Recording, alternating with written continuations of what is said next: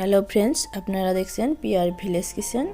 আজকে আমি বানাবো চিংড়ি এঁচড়ের একটা রেসিপি। সেই জন্য এঁচড়গুলো আর পেঁপেগুলো কেটে নিয়েছি। এখানে নিয়েছি জিরে আর শুকনো লঙ্কা, পেঁয়াজের পেস্ট, আদা রসুন পেস্ট, টমেটো আর কিছুটা কাঁচা লঙ্কা কেটে নিয়েছি। এবার আমি কড়াই বসিয়ে দিয়েছি। কড়াইতে জল গরম হয়ে গিয়েছে। এবার আমি এঁচড়গুলো আর পেঁপেগুলোকে কিছু সময় সিদ্ধ করে নিব।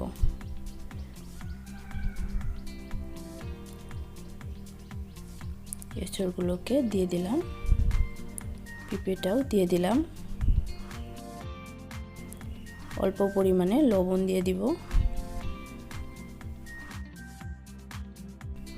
লবণ দিয়ে দিলাম, দিয়ে অল্প ঢাক খানিক সময় সিদ্ধ করে নিব।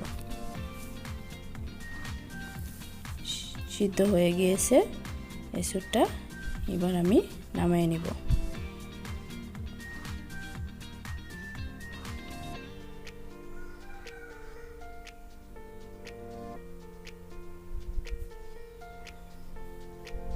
নামিয়ে নিলাম। এবার কড়াই বসিয়ে দিয়ে চিংড়িগুলোকে লবণ হলুদ দিয়ে মেখে নিব।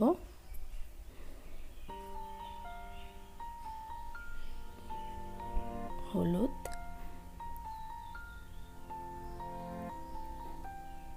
দিয়ে মেখে নিলাম।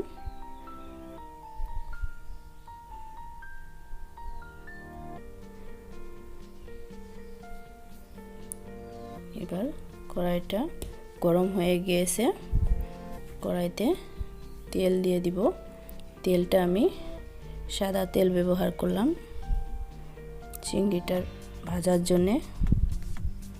আপনারা চাইলে সরষের তেলও ব্যবহার করতে পারেন।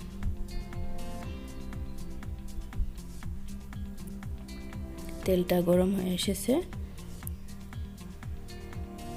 এবার আমি চিংড়িগুলোকে দিয়ে দিলাম।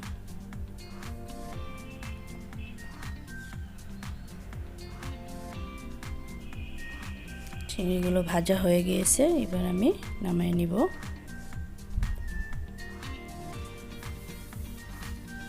নামিয়ে নিয়ে কড়াই বসিয়ে দিলাম। কড়াইটা গরম হয়ে গিয়েছে। তেল দিয়ে দিলাম, সর্ষের তেল দিলাম আমি ফোড়নের জন্য। তেজপাতা, দুটো শুকনো লঙ্কা,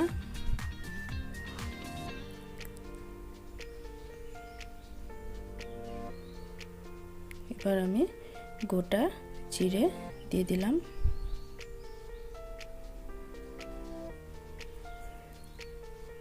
এবার কুচানো টমেটো আর কিছুটা কাঁচা লঙ্কা দিয়ে অল্প সময় ভেজে নিব।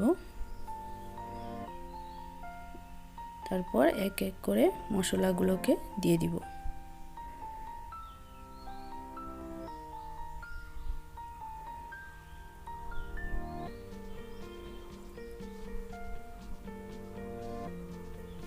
জিরা পেস্ট, শুকনো লঙ্কার পেস্ট, আদা রসুন পেস্টটাও দিয়ে দিলাম।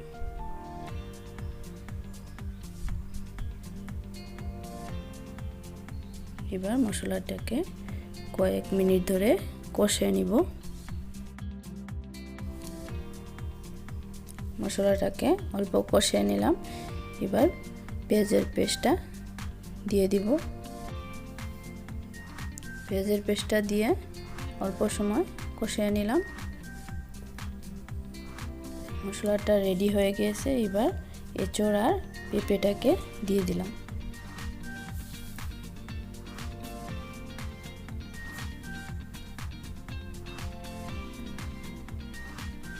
দিয়ে ভালোভাবে মিশিয়ে নিব।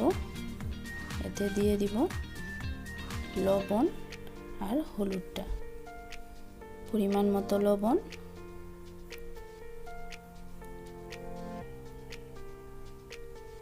পরিমাণ মতো হলুদ দিয়ে মশলাগুলোর সঙ্গে ভালোভাবে এঁচড়টাকে মিশিয়ে নিলাম।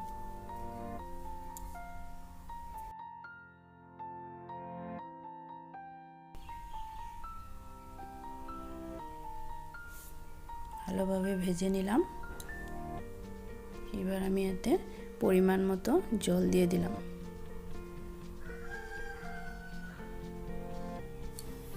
পরিমাণ মতো জল দিয়ে কিছু সময় হতে দিব।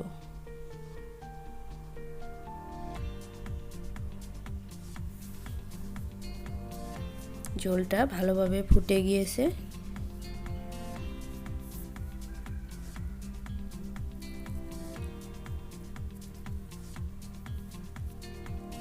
এবার আমি চিংড়িগুলোকে দিয়ে দিব। চিংড়িগুলো দিয়ে দিলাম।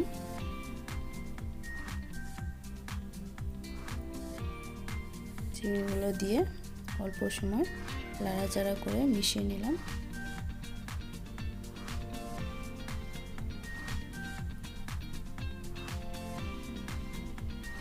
এবার গরম মশলার পেস্টটা দিয়ে দিলাম। গরম মশলার পেস্টটা দিয়ে মিশিয়ে দিব গরম মশলাটাকে।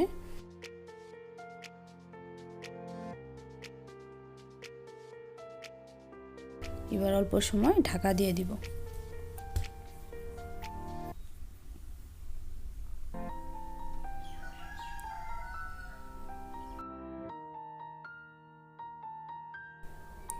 আমার এঁচোড় চিংড়ির রেসিপিটা রেডি। এবার আমি নামিয়ে নিব। আপনারাও ঘরে এইভাবে ট্রাই করবেন, ভালো লাগবে। রেসিপিটা ভালো লাগলে লাইক করবেন, চ্যানেলটা সাবস্ক্রাইব করে দিবেন।